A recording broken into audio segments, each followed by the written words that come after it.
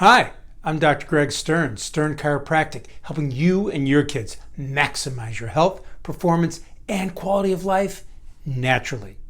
Well, today I'm going to continue with our exam process by talking about the really cool computerized component of our exam that measures all the functional elements of the nerve system. In one of my earlier videos, I talked about the fact that you'll lay on the table. I'll palpate around your spine, checking out what's going on in the spine, nerve system, surrounding muscles, etc. The part of the exam I'm talking about today can actually measure and quantify what I feel with my hands. I'm looking at 4 different things here. I'm looking at what's going on in your autonomic nerve system. That's the part of the nerve system that controls all of your organ, gland, and blood vessel function. I use what we call the tickle machine, which is a high-tech bilateral thermometer that simply rolls up the back and, yeah, it tickles a little. All the kids crack up, sometimes the adults do, and those little babies, they giggle away. Anyway, it gives some great information about what's going on in the internal function of your body. Now remember, everything I'm doing in here is completely non-invasive. The next part of the exam looks at the motor system, the nerves that control muscles and joints. And for this exam, I simply use these little pads that I rest on the neck and work my way down the back. It measures the electrical activity coming out of the muscles next to the spine that tells us, is there any pressure on the nerves going to those muscles? The next part of the exam is range of motion. I use this wireless inclinometry that attaches to, some fun little bands that I have to put around your head and your body. It attaches right here and on your back. And as I have you go through your ranges of motion,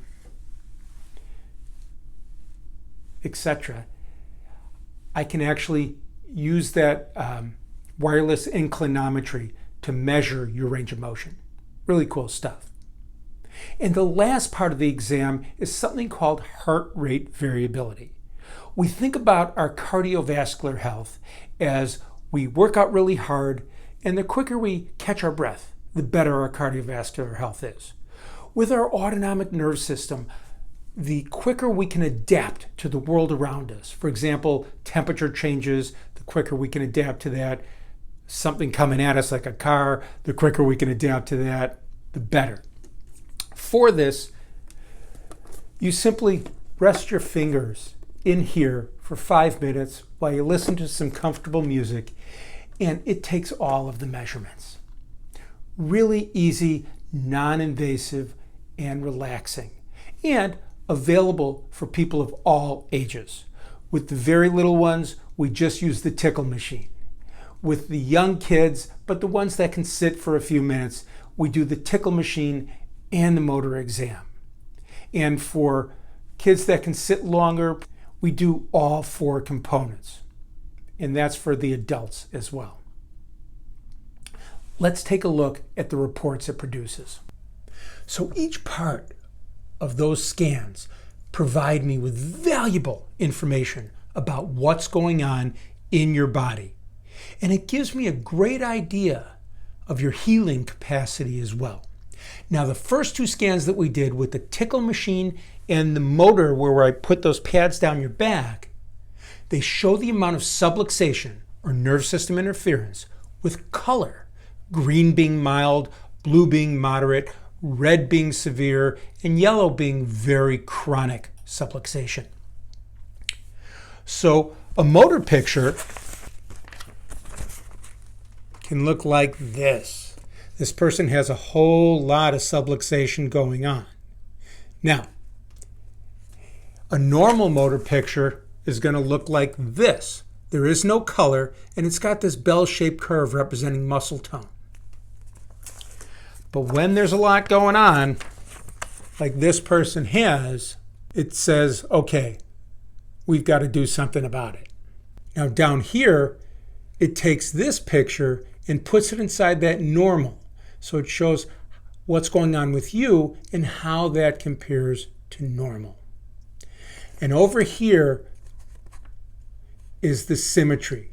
It shows how it's balancing out from side to side. You won't see this on the video, but these tiny little numbers on the side show the percentage of extra energy your body's using on an ongoing basis just to try to keep you upright looking at the horizon. Now, this person has a whole lot of imbalance, and there's a whole lot of extra energy being wasted. Finally, at the bottom here, this is the autonomic picture, the nerves that control organ, gland, and blood vessel function. And you can see a whole lot of color going on in all the different areas of the spine. That indicates this person has nerve system interference affecting almost all of their organs, glands, and blood vessels. So, that's just an idea of what we see on those first two scans. We did the range of motion next. That's down here. The burgundy color is the person's range of motion. The white is norms. So it's very easy to see how you compare to the norms. And the last thing is the heart rate variability. Again, how adaptable is your nerve system? There's a tiny little white box that represents you, and then the goal is to be up in here in the green box. So that one specifically shows me a lot of information about how quickly and well you're going to heal. Now, the one very cool thing about these scans is we do them on an ongoing basis for re-examinations. So that, remember I had said before that it is quantifying that's important, because symptoms are the last thing to come and the first thing to go, but being able to measure and remeasure really shows the progress. So here, this is the motor scans. I have 3 different sets of motor scans here from now to the one before and the one before. There is one more, but only 3 fits on a page. And I can show you, as well as determine by looking at it, how you're improving. Same applies to the autonomic scans,